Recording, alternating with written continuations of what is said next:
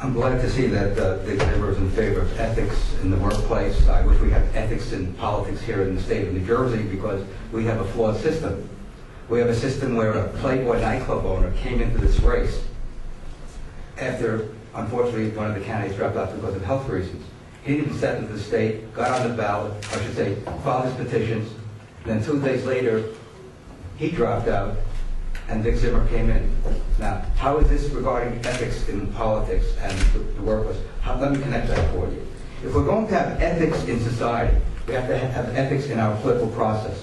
And we have filed evidence with the state U.S. Attorney General about Mr. Zimmer's campaign and how the money has been shifted around so that there are issues that involve ethics in his campaign. So to answer your question directly, I'm sorry, Don, we need to have ethics across the board. We need to have transparency. We need to have a fair ballot process. But most of all, our politics is so broken in this state.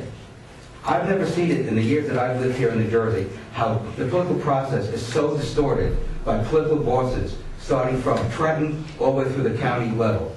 And that's why when I go around the state and I tell people what I stand for, they say, we need you. We're sick and tired of being abused by the political bosses. We're sick and tired of being abused by property taxes going through the roof. We're sick and abused by our businesses being told what to do by government regulators. That's the real problem we have. If I may, I don't think you answered the question.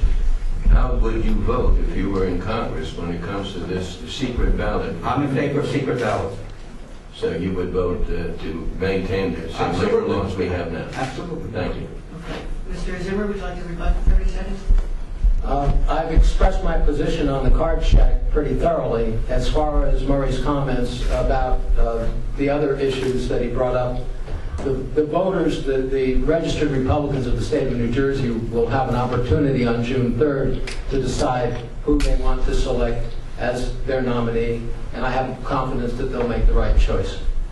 Thank you. Dr. Sabrin, 30 seconds. Sure, they'll make the right choice. They'll vote for the person who has the most consistent record on fiscal conservative issues. And that's been me for 40 years. Although I've never held elective office, we have supporters in 49 of the 50 states.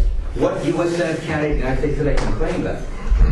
I have a national constituency because people are looking for leadership to go to Washington and do the hard work of restoring the republic that's been lost over the decades.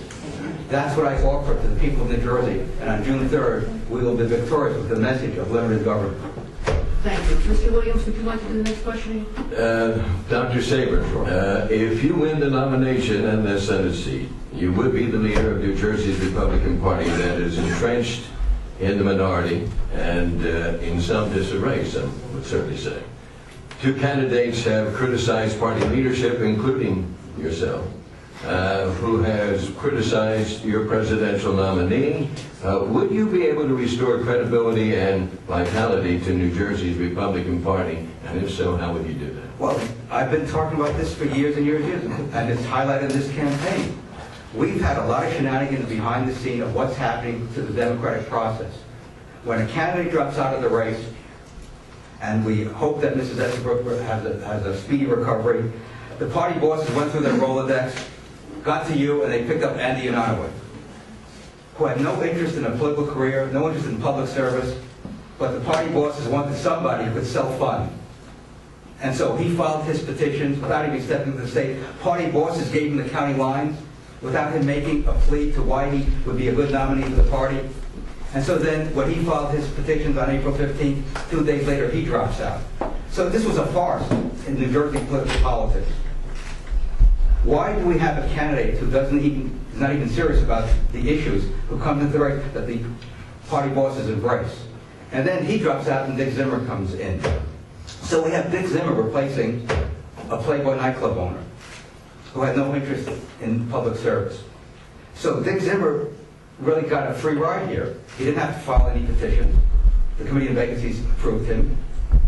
And, as I said, we have a claim in, or I should say a charge into the U.S. Attorney's Office that Mr. Zimmer is a beneficiary of Ann Estabrook's largesse with her campaign. These are serious charges of FEC violations.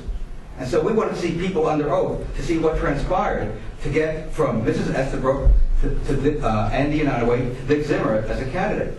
These are very serious charges about how the political process works in the state of New Jersey.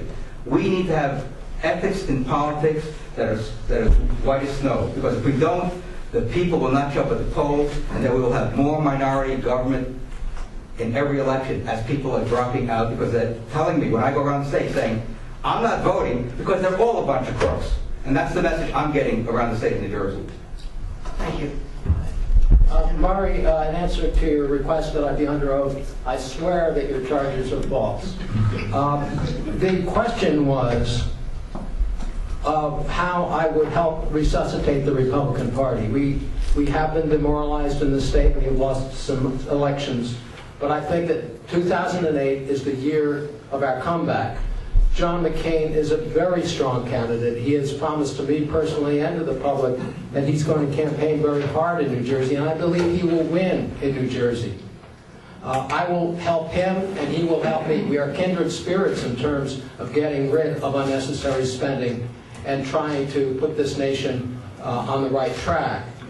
And we can help not only restore the morale of the party by starting to win again this year, but we can set the theme of the party for the gubernatorial election and the state legislative elections next year, because the way that we are going to get elected, John McCain and myself, is to tell the public officials to stop the unnecessary spending and the waste and the corruption that goes with it. That's a message that needs to be heard in Washington and also in Trenton.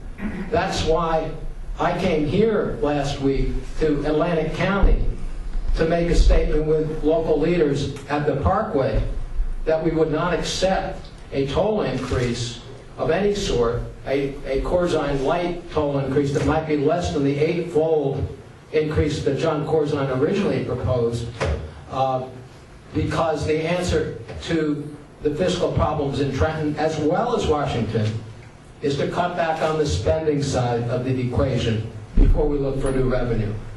That theme will win the election for the Republicans this year and next year. Thank you. Dr. Sabrin, 30 seconds. Republicans have lost 3 special elections this year. Why is that? In 2006, we lost control of the Congress because of the overspending, people's frustration with the war in Iraq. And Dick Zimmer has wrapped himself in those programs because he's unwilling to say that we have to get out as quickly as possible instead of waiting 100 years, as John McCain has said. Well, we know that's not going to happen because Senator McCain has just changed his position on that. And so I've been upfront with the people of New Jersey that we need a change in direction. 81% of the people of New Jersey, the United States, want to change in direction, and I am that change agent for the people of New Jersey and the people of the United States. Thank you, Mr. Zimmer. It's disappointing that Murray has bought into the Democrats' big lie that John McCain wants us to stay in Iraq for 100 years of combat. What John McCain said he wanted to do was to end the combat and the deaths and the injuries as soon as possible and to come home as soon as possible. And it's disheartening when a candidate for the Republican nomination for the Senate misrepresents the position of our presidential nominee the way that the Democrats do.